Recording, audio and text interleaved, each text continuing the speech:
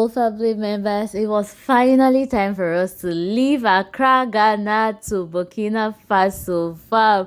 It was such an emotional moment for Vicky and her sister. Like they hugged themselves and then tears started flying left, right, center.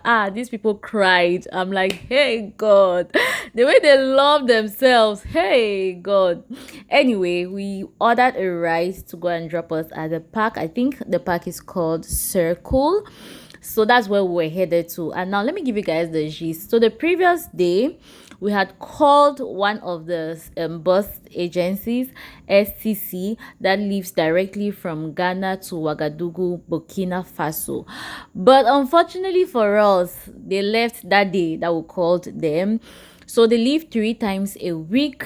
I think Saturday, Wednesday, and Friday, something thereabout. I'm not sure exactly. So yeah, but I know they said they leave 3 times a week, and that day we called them, their boss had left on that particular day. So it means we had to wait again till like 2 or 3 days before the next boss had to leave, and we did not have that kind of time to waste. I mean, we had already overstayed our welcome in Ghana. Ghana just came and deceived us. Like we planned to have a very short stay here, but we ended up loving it and just relaxing and staying here longer. So we just had to leave sharp. So on this day, we planned that we're going to go to Circle and going to find any other bus agency that leaves directly from Accra, Ghana to Wagadugo, Burkina Faso. So that was the plan, right? And on our way going to this place, Circle, it felt like I was in another side of town I had not seen before. Fam, everything was just looking like, where has this place been all the time I was here? See the billboards I'm telling you about in Accra, Ghana. See electronic billboards. Like, Accra, Ghana and billboards. See something. Tell me if they're advertising something here you will not see. Ghana and billboards. 5 and 6 business people. This is the pure water thing I was trying to explain here. Bottled water, pure water, mineral. This is how they pass and they say it. It just gave me Lagos vibe. It reminded me so much of Nigeria. Like Ghana and Nigerians, you guys are actually brothers and sisters. In short, the entire Africa, we are one.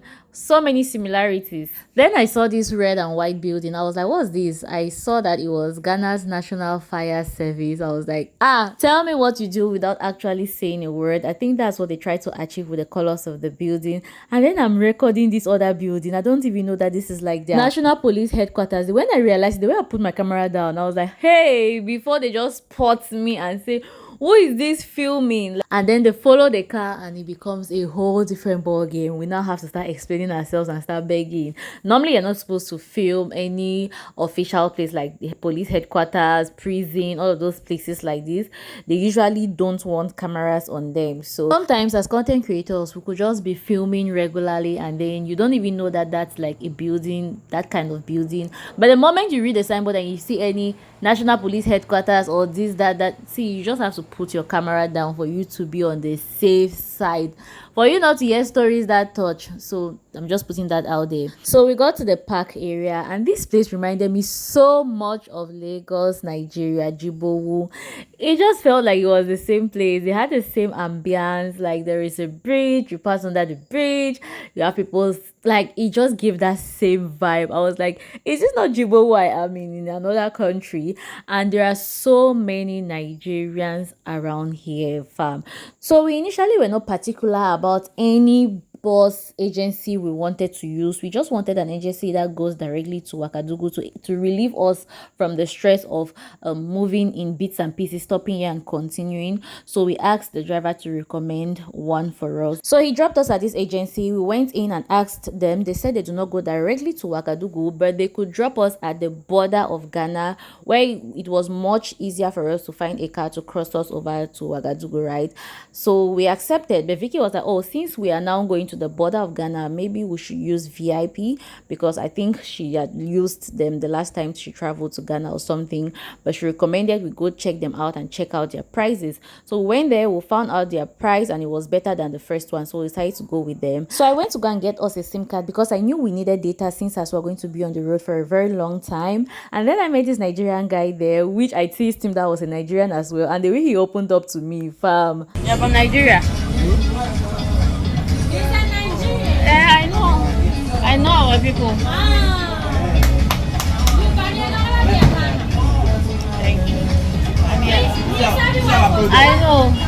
told us Nigeria.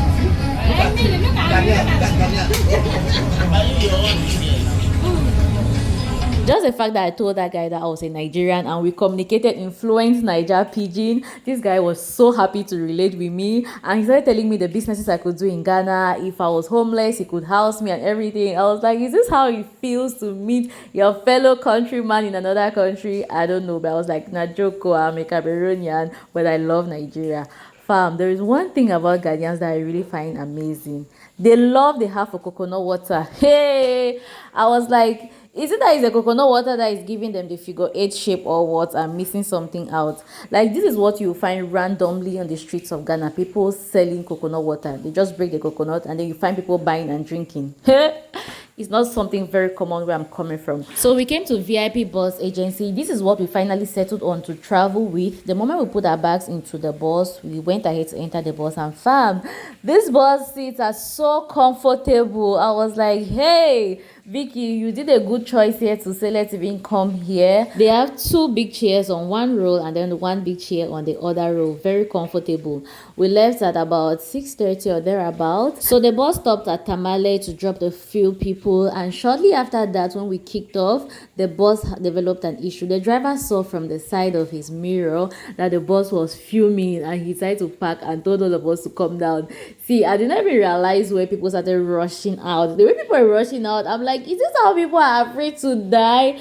It felt like nobody wanted to stay in the bus. The bus was just going to explode. Now wow, after a few minutes, the bus driver and the conductor tried to sort it out. They saw that it was a very serious issue. They decided to park the bus properly so they could sort it out. So they drove it to this petrol station, and then we moved on foot to meet them there. After hours of waiting, another bus was called to come and pick us up because apparently they could not solve the problem with that bus. So we sat at this area while they were trying to fix up the bus. This was where we were sitting and just gisting with the other passengers until the new bus arrived. So we transferred our things and then we had to go inside and choose new seats. I'm like, these buses are so comfortable, all of them. See how these chairs are comfortable. For such a long ride, you actually deserve this kind of comfort. Fab. We arrived Tanga safely. I was like, thank you, Jesus. I collected our boxes, and then Vicky went ahead to ask the driver how we could go about from here. So he told us to take this keke that was going to drop us at the park, where we will take a direct car that was going to Wagadugo, Burkina Faso. So we took this keke, like just Vicky and I. And the distance is not even so much, fam. The money this guy charged, I just told Vicky that this guy, today is his Christmas day, because we thought we were going somewhere far. We did not even make up to 5 minutes inside this keke, but he see, this is the price you pay for JJC. When you do not know something, you always have to pay a JJC price. We arrived at the park, the car was still empty. Vicky was like, no, this keke man should take us round this area. Let's explore this area, because we cannot pay you so much money for this very short distance and then we still have to wait here. The car is not full. And the guy was just smiling. I was like, God, when you do not know where you're going to, they must chop you. Like, they must chop you. So this was the bus we took. This car, fam, this car just added to my stress of this trip, because tell me, why was it smelling fufu? I could not breathe fresh air. It was having this strong fufu, although they were transporting fufu. See, I was sweating. This place is hot, fam. Hey, my God, it was so hot. Vicky went around to buy us water and bullfrog. I specifically requested for bullfrog because I felt like my eyes were tearing. I can just collapse and die at any moment. Before anything, chop first. You get why? I beg. To make matters worse, the sun was actually kissing on my face. I'm like, I don't need sun kiss on this particular day. Yeah, adding to my stress. So I sat at the wrong side. So for a couple of hours during this trip, the sun was kissing me. So this is STC bus. This was the bus we actually wanted to use that goes directly to Wagadugo, Burkina Faso, but they move like 3 times in a week. We were crossing the border at this point and something happened. We just crossed the border and apparently it went easier than thought. Easier than thought. Is that grammar? Easier than thought. What were you thinking of? I don't know, I felt like it was going to be more difficult. Couple the fact that we're not gotten a visa, and then plus the fact that you know how Burkina Faso is now. Because especially the security will be over the moon. So I was kind of scared. So do you know what I was telling my people here? That was I got your visa, but while we're in the park, like while we're in the park, so I got your visa. Vicky. So I told them that okay, I've gotten Carol's visa, but I've not told her. I don't know how she's going to react. So I was showing them your face. I was like, see Carol's face now. There was one place you were wailing in your heart, you were crying. I was just expecting. I see me at the park at that Ghana man, that Ghana office. I'm seeing that place. Stated my sister. Asked, I knew you're so unbothered. I'm like, why is this girl so unbothered? I'm like, Teta. She's like, no. I'm like, we reached at the park. You're not calling this woman to ask me for a number to prove that we have paid. That's how I am. Yeah. Everything is fine. Everything. Queen of France. I was thinking like, where are we going to pass? You're not even just asking the woman. This is me. You're thinking like, how to get connection so that she can even give us a number for something. You're so unbothered. Keep prancing. Well done. It cash well. Even at the bottom, I'm still asking you that, but how did this man let us go? You say you have a receipt.